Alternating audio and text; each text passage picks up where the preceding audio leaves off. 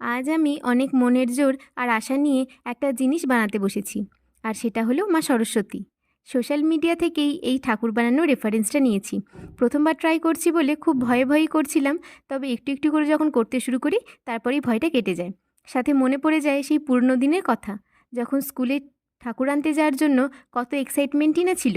পুজোর আগের দিন সবাই মিলে হৈ হৈ করে ঠাকুর আনতে যাওয়া, পছন্দ করে ঠাকুর নিয়ে আসা। তবে এখন সব জায়গাতেই ঠাকুর তৈরি হয় থিম ওয়াইজ, আগে থেকে অর্ডার দিতে হয়। স্কুলে যখন প্রত্যেক বছর ঠাকুর আনার সুযোগ পেতাম না, মন খারাপ হয়ে যেত। সেই মন খারাপ কাটাতে আবার যেতে হতো বাড়ির জন্য ঠাকুর আনতে।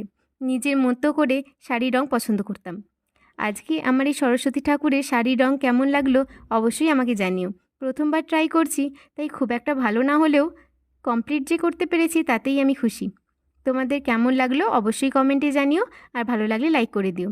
এরকম আরও নতুন নতুন আইডিয়া পেতে চাইলে চ্যানেলটা